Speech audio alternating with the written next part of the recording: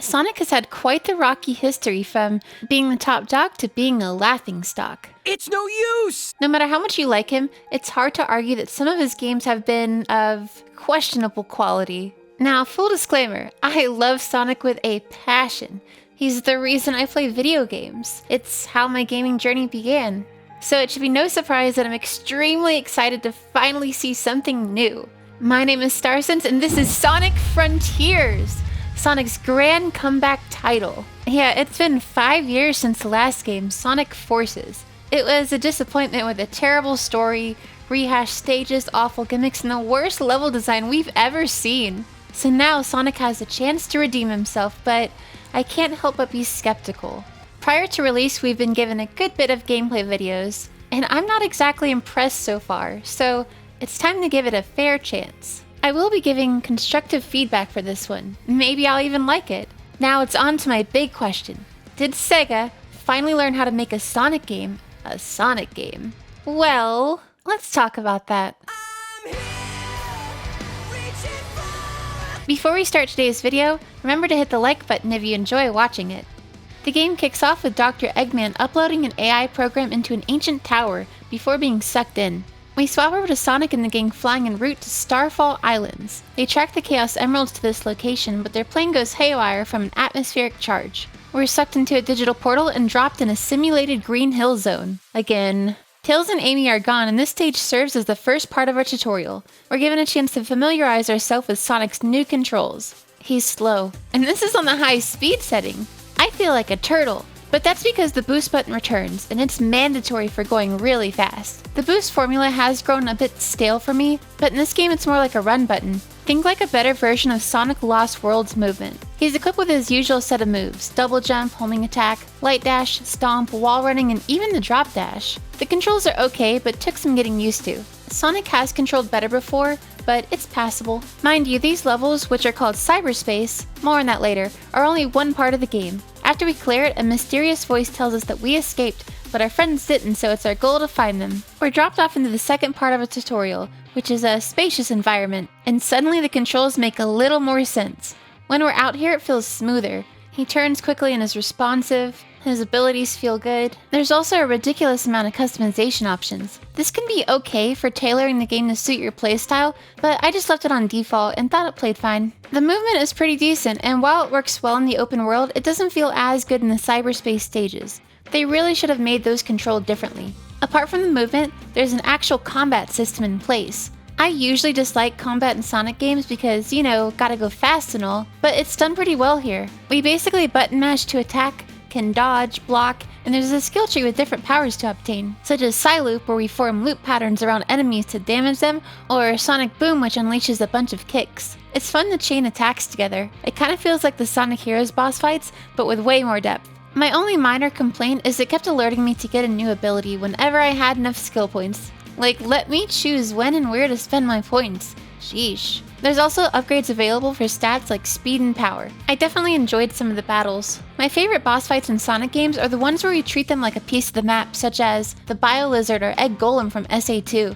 Sonic Frontiers delivers in that with many large enemies to traverse. It's pretty awesome. We'll talk about the proper boss fights later so that I can give a spoiler warning. All in all, the movement and combat are solid. The tutorial comes to an end when we snag our first Chaos Emerald. Now we're free to explore the world, which looks like a default map in Unreal Engine. Yeah, Sonic Frontiers' biggest change is that it's no longer focused on linear stages, but instead open world. Sorry, I mean open zone gameplay. You can't travel far distances in every direction, but we do get large spaces to run through. Now, I've wanted open world Sonic ever since fan games like Utopia, Green Hill Paradise, or GT came out. They had huge maps filled with outstanding level design. There was so much to explore, and it took advantage of momentum-based physics. These games prove that Sonic had the perfect formula for open world. Sonic Frontiers doesn't really do that. Instead of the map feeling like a giant Sonic world, it's a flat environment with springs and rails thrown on top. It plays exactly like it sounds. Now, the sky paths are actually fun. My favorite parts are these towers, which are like mini Sonic stages. It's enjoyable chaining pathways together and trying to avoid landing on the ground, and that's because the ground is the last place I want to be considering how empty it is. The terrain design isn't sprawling with hills to roll down and loops to run through. No, it's extremely flat and feels like the kind of terrain you'd see in the tech demo. Literally. I was practically playing the floor as lava throughout because of this. Like, I'm sorry, but this is not good level design. Compare these two and tell me which one looks more fun to play. This one, of course.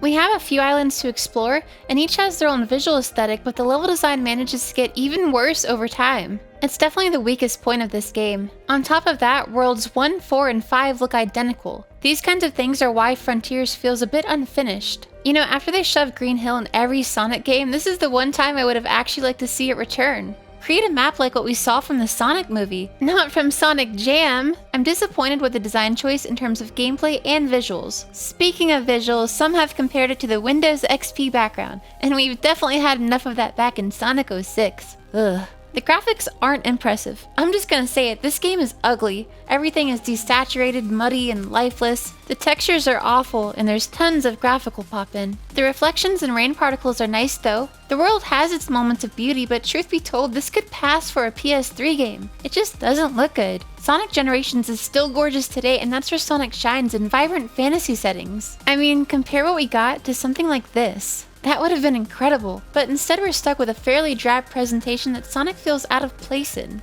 It's like they were trying to go for the more muted style of Breath of the Wild. There's even similarities with the chimes that play after clearing tasks. Speaking of which, we gotta talk about what all we can do in this world. We have simple puzzles that unlock the map, they get more difficult throughout the story, and we do see some challenging ones later. Going through the sky paths, we can snag collectibles. We get ones that are required to advance the story, like memory tombs, as well as upgrade-related ones. We can find these little guys called Cocos, and after you collect them, they'll pop up around you. It's so adorable, I could barely take it. They made me smile so much with all their cute little noises.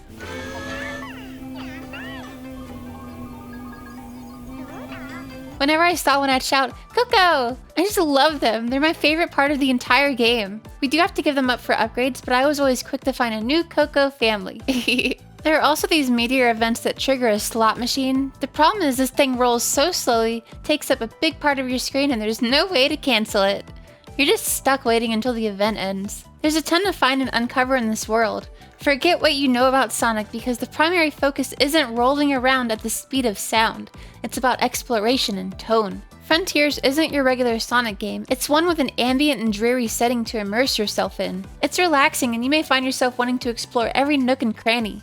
Another thing scattered across the world are these cyberspace stages, which are what we played in the tutorial. It's kinda neat that while loading, we can mess about in a training room. Once we load in, these are more traditional Sonic levels and I'm happy to see the game include them, but it could have been done better. The levels are only about a minute long. Every time I was getting into the groove and enjoying the stage, it would end. The level design is good, but it's taken from previous games. It can be fun trying to recognize what these levels are, but also feels a little bit lazy. The visual themes are horribly repetitive as well. We only have 4, and 3 of them are a rehash. I was expecting each island to have its own cyberspace themes. No, it's just these 4 throughout the entire game. If they wanted to reuse assets from Generations, they could have at least added all of that game's themes instead of just the first 3. I thought these levels would be the bread and butter of Frontiers, but they're really just side content. And a more established story mission is what I felt the game was missing. Now, unlike the main world, the cyberspace stages look pretty good. There's a lot of digital elements like scanlines, but the design is vibrant. Though it feels like a bit of a downgrade to go back to Generations assets instead of using the lush grass from Sonic Forces. The one good thing about that game. Nonetheless, it's still much more appealing than the open world, and I wish the rest of the game looked that way. In addition to the linear levels, we also meet Big the Cat in cyberspace, and we can go fishing! It's a little too simple, but I'll take this over the fishing in Sonic Adventure any day. We get some nice rewards, and it's a treat to see Big again. He's so derpy and lovable. But where is Froggy? I was looking for fishing spots and wound up here. Also, the music in here is really pleasant. Even in Sonic's worst games, they've always had some great tunes.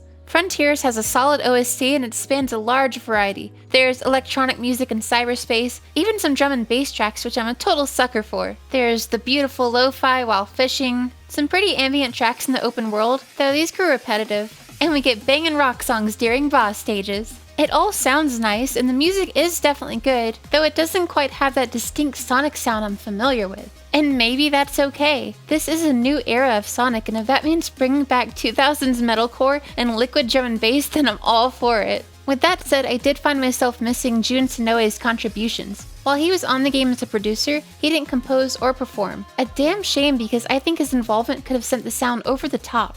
Nonetheless, the music is fantastic, even if not quite as memorable or distinct as the older games. Also, the title music doesn't even loop. Nice. Which leads me to the next point. I gotta talk about how this game ran on PC. First off, my game was crashing at launch. Upon checking the forum, it seems everyone was having issues, and the biggest culprit is the notorious DRM de Nouveau. This garbage is not only insanely intrusive and performance hindering, but requires you to have an active internet connection to play a single-player game. Great. Sega has made a lovely habit of putting it into every release thinking it will stop piracy when all it really does is encourage it. So basically the legit customers get punished. Thanks, Sega!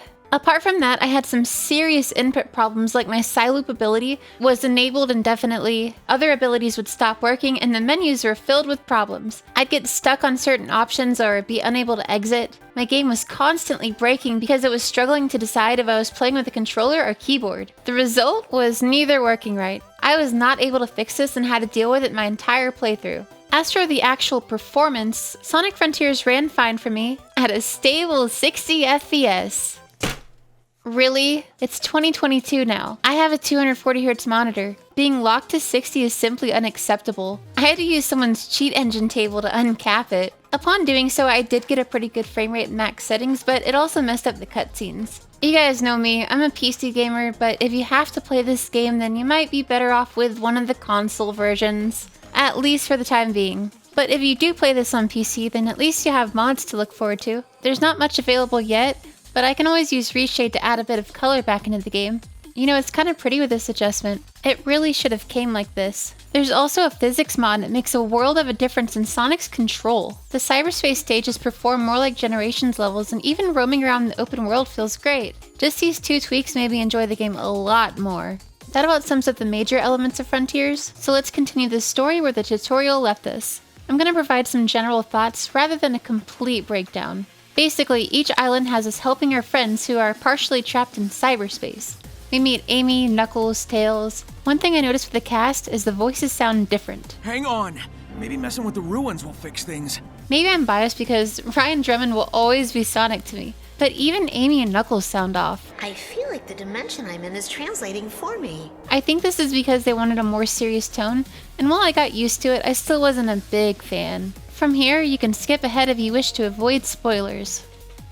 I like that the characters contain a little more depth. They comment on events of the past games, which provides some good lore. Knuckles even acknowledges his ability to go super, which will hopefully end the debate about it being reserved to male hedgehogs. Things would have been over faster if I'd been Super Knuckles. You did all right. Sonic gives notice to Tails' accomplishments and even speed, which is something that they kind of dropped after Sonic Adventure. Am I a burden to you? You're always rescuing me when all I do is follow you around. Who was it who stopped Eggman from blowing up Station Square, huh? You've got brains like Eggman, speed like me, and can fly with your butt. It's okay if you still need help sometimes. That's just part of growing up. Oh, my little heart. He also makes many references to locations from older games. We see some of this depth in the conversations between the Doctor and Sage. She's the AI he uploaded at the start, and raises concern as to why he's been fighting with Sonic for many years. You speak of him with respect as often as you curse him. I respect him. I don't have to like him. Your genius, his skill, if only you two could work together. Throughout the story, she has some good character development, showing conflict over Eggman's attack orders. I absolutely love that this game has a more serious approach. It connects the entire series together and even canonizes small details from the Genesis games. In this scene, Knuckles jokingly punches at Sonic, but Sonic reacts with a serious flinch. This is because at the start of Sonic 3, Knuckles literally punches him out of his super form. Such a cool reference. Now, there aren't real story missions. We just collect tombs and keys, talk to our friends, grab an emerald, repeat. We have to beat Titans to save them, which always holds the 7th emerald. After snagging it, we transform into Super Sonic. Heavy music kicks in and the game is on. It's a cool idea to give us Super Sonic for every boss fight instead of just the finale. However, it takes away that special sense of reward in having an epic final showdown. I preferred it in the older games where you really had to earn Super Sonic and could even unlock him in free roam. You can't in this game, which feels like a step backward. Nonetheless, the fights are cool, but the controls and camera were a little jank. Apart from battling titans, we help Cocos along the way. These are the adorable creatures I've mentioned earlier. Strange thing about them is we see glimpses into the past where they appear as weird creatures. These are the Ancients, an old civilization that inhabited these lands after their planet was destroyed by an entity called the End. The Cocos are lucky charms for the Ancients, but now hold their essence and memories. It was all uploaded through cyberspace. It's like a virtual hard drive of thoughts, and that's the lore reason that Sonic travels through past levels. The Ancients used the Chaos Emeralds, which originated from their planet, and the Master Emerald to power up the Titans and seal the End in cyberspace. By the time we fought a few Titans, Sonic has absorbed so much cyber energy that he becomes stuck between two realities. Eggman and Sonic's friends are all freed from cyberspace, but in doing such, it releases the End. Sonic's friends sacrifice their physical form to restore him, and we work with Eggman to collect the emeralds for the millionth time. Then we become Super Sonic and fight the last Titan, which is controlled by the End. Beating it releases their true form, so we chase it into space and conquer it through an intense game of Galaga. Sage sacrifices herself to ensure the entity's destruction, and everyone is freed. The gang all head back home safely. In the final clip, we see that Eggman is able to bring Sage back on his computer. I love that they develop a father-daughter relationship throughout the game. It's really quite beautiful. There's a lot more to it than that, but that's about the gist of it. It's very mysterious and weird with lots of lore and questions to uncover. Something you'll have to read about or replay to really understand. While the pacing was slow, this might be the best story in any Sonic game ever. I'm impressed. It was interesting and emotional and had good character development. Definitely happy with this more serious direction. To summarize my feelings on Frontiers as a whole, I don't think it's an amazing game, but it's decent. If you play this expecting it to resemble the older games you love, you might be disappointed. But if you like the ambient Breath of the Wild style, then you could get a bunch of fun from it. While I found it enjoyable, the gameplay became repetitive and a little boring to me, and this was mostly due to world design. I really tried to love this game, having been a Sonic fan for most of my life, but things are left to be desired. I desired the enchanting charm and vibes. The series had a way of creating excellent atmosphere through music and visuals, a blend of beauty, darkness, and a bit of magic. That's what the Sonic series has always been capable of, from its classic days to its modern. It's one of the reasons I love this blue hedgehog so damn much. And I just didn't really feel that magic from Frontiers. Just booting up the old Sonic Utopia demo to record clips for this video, it made me feel like a kid again. It made me remember why I adore this series. When I play a Sonic game, I want to run through loops and roll down hills while gaining incredible speed. I want to soar through the sky and see a giant map below that's filled with intricate pathways and unique design. I want to get lost in a stunning world that's filled with wonder and artistry. You don't have to dig deep to find that. The fan community has kept the blue blur going strong with titles like Sonic GT, Robo Blast 2, or Spark 3. At this point in Sonic's life, it's these games that I play for my speedy fix. And if Frontiers didn't completely fulfill you, then I strongly recommend them. That's where Sonic's spirit remains alive and thriving, by people who love this character as much as we do, who aren't doing it for the money. All in all, Frontiers was just okay for me. However, the core concept is great and loaded with potential. If they choose to expand on it, we could truly see something amazing. But as it is right now, it feels more like a proof of concept, and according to the game's director, it kind of is. But it's a huge step in the right direction, and maybe we'll get something outstanding in the future. It might be too soon to say Sonic is back, but the door is open for that to be possible. Until then, I've got something better than Frontiers that I'm thinking about right now. It'll all work out. You'll see. Alright, that's it for me, guys. If you enjoyed the video, please leave a like and let me know your thoughts on Sonic Frontiers. I make a lot of reviews like this if you want to come along. With all that said, I'll see you in the next one. Thank you so much for watching. Peace out.